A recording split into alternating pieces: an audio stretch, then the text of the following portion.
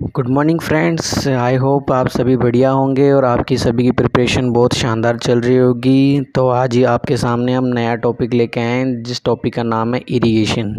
Irrigation से हम समझते हैं कि जो भी हम आर्टिफिशियल या कृत्रिम रूप से हम पौधों या वृक्षों के अंदर जो हम पानी देते हैं उनकी ज़रूरत के हिसाब से, उसी को हम इरिगेशन कहते हैं या फिर सिंचाई कहते हैं। सिंचाई का महत्व ये है कि ये जीव द्रव्य जो 80 से 85% जो जीव द्रव्य प्रोवाइड करवाती है, वो ये प्रोवाइड कराती है प्रकाश संश्लेषण और पोषक तत्व से जैसी आवश्यकता के लिए ये पानी चाहिए होता है। और लू व पाले से बचने के लिए अपन को सिंचाई देने की आवश्यकता होती है।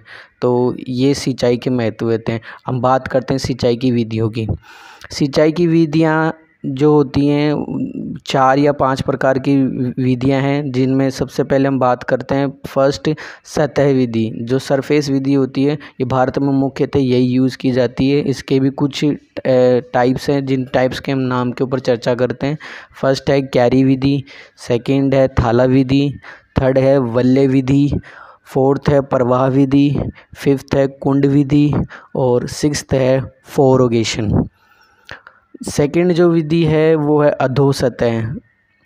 थर्ड है बूंद बूंद सिंचाई, जिसके खोज करता है समाचा व्लास। इसके अन्य नाम है टपका विधि, ट्रिंकल विधि एंड एक्सेट्रा। एंड फोर्थ है इसका फुहारा विधि, स्प्रिंकल और रेन गेज इसके सब टर्म्स हैं।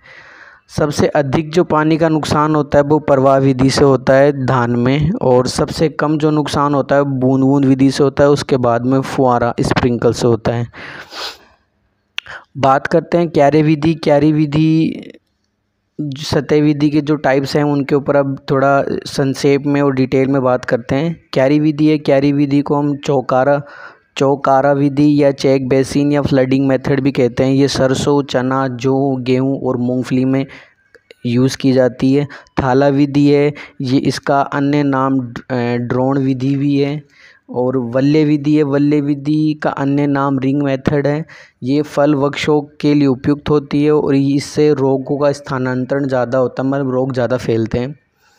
कुंड विधि जड़ वाली फसलों के लिए होता ही है। ये इसका अन्य नाम खाई विधि है। ये मूली, गाजर, अदरक, आलू, गन्ना में यूज़ की जाती है। और फोरोगेशन ये है कुंड विधि का ही एडवांस मेथड है। बात करते हैं बूंद बूंद विधि, ड्रिप इरिगेशन। इसका ओरिजिन प्लेस इज़राइल है और भारत में ये महाराष्ट्र में सबसे ज़्यादा उपयोग की जाती है। जल की बचत इसमें 50 से 70% होती है। जल का उपयोग दक्षता इसकी 80 से 90% है। दाब की बात करते हैं तो 2.5 बार kg अपॉन सेंटीमीटर स्क्वायर से कम होती है।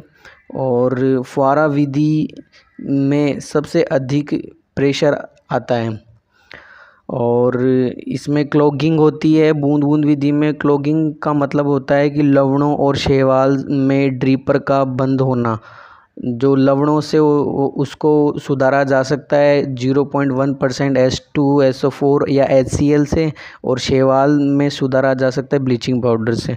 बात करते हैं फुहारा विधि, स्प्रिंकल मेथड। इसका भी ओरिजिन प्लेस इजराइल है। भारत में यह हरियाणा, पंजाब में यूज़ किया जाता है। राजस्थान के अंदर झुंझुनू में सबसे ज़्यादा यूज़ किया जाता है।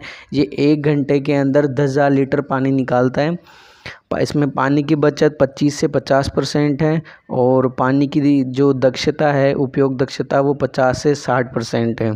इसमें एक पाइप की जो लंबाई होती है वो 6 मीटर मतलब 20 फीट होती है, और एक स्प्रिंकल से दूसरे स्प्रिंकल की जो दूरी होती है वो 12 मीटर होती है।